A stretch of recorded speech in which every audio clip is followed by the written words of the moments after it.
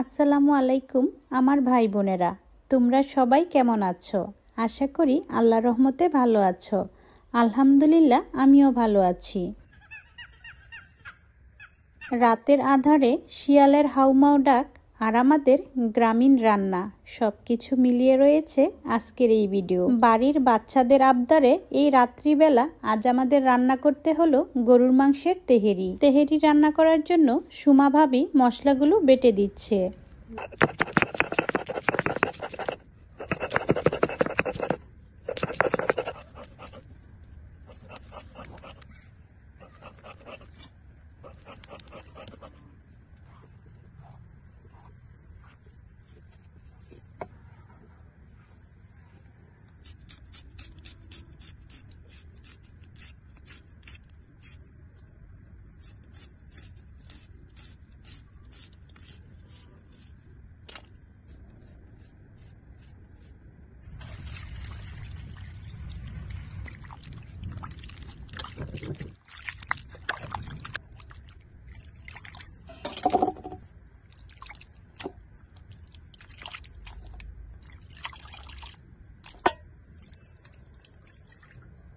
এখন আমরা তিন ঝা মিলেমিশে কাজগুলো করে নিচ্ছি।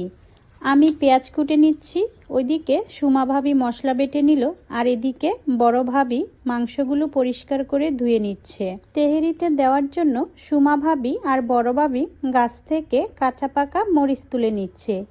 এই মরিচগুলো অনেকটাই ঝাল হয়, তাই আমরা গাছ থেকে মরিচ তুলে নিলাম।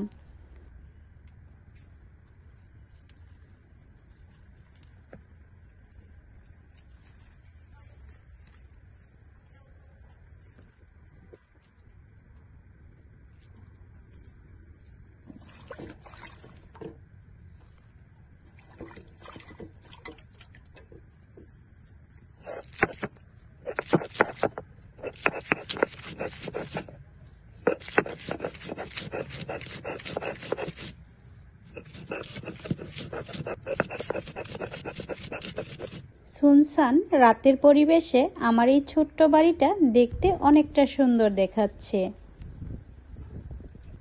এখন তেহেরিতে দেওয়ার জন্য আমি একটা ঘরোয়া মশলা তৈরি করে নেব।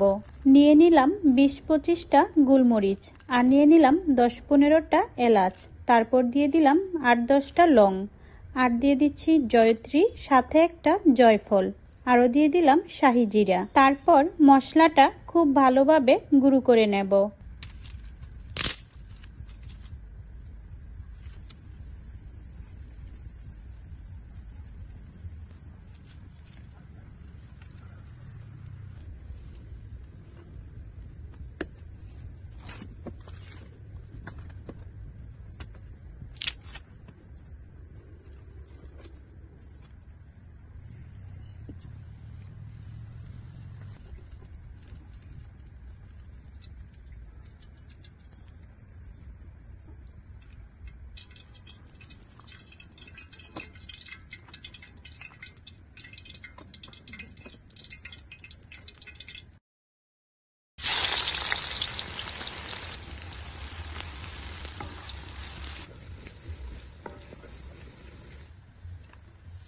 এখন গরম তেলে পেঁয়াজ ভেজে তারপর দিয়ে দিচ্ছি আদা বাটা, রসুন বাটা, আর দিয়ে দিচ্ছি কাঁচামরিচ বাটা।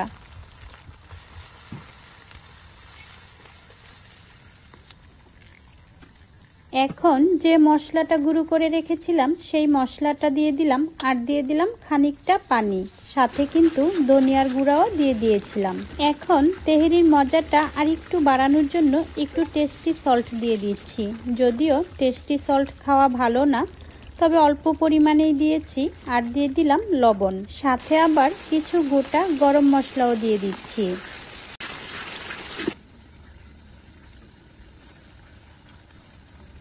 মশলাটা যখন খুব ভালোভাবে কষে গেছে, তখন দিয়ে দিচ্ছি কেটে ধুয়ে রাখা গরুর মাংস।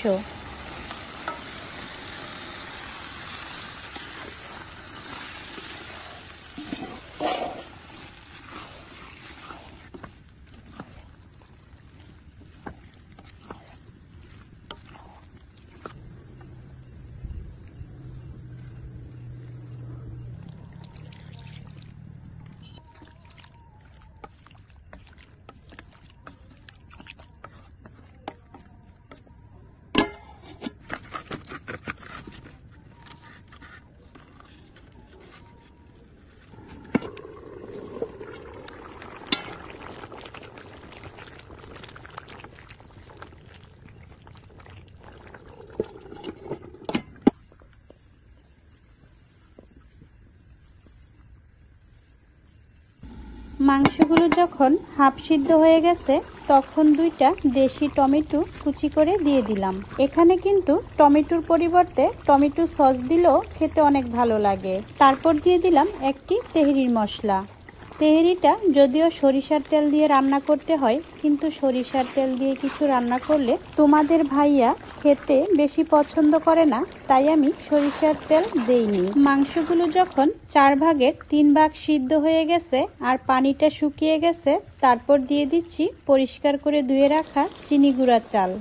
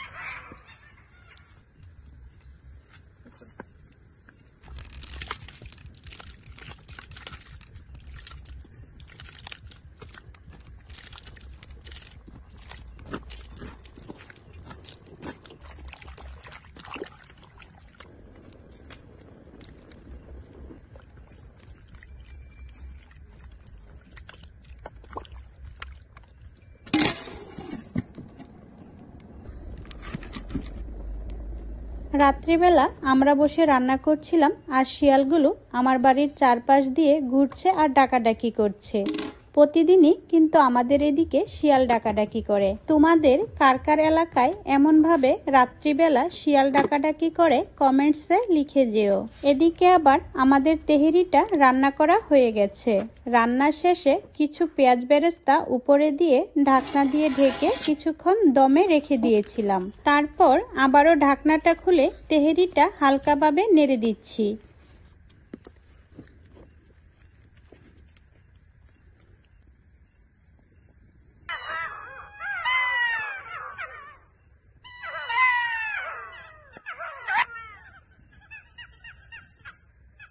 এখন আমরা সবাই বসে খাওয়া দাওয়া করব।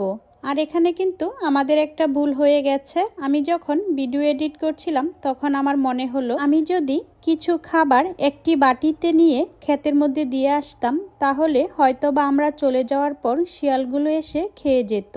তবে আর কোনোদিন যদি রাত্রে রান্না করি তাহলে এই ভুলটা করব না, আমি শিয়ালদেরকে খাবার দিয়ে যাব।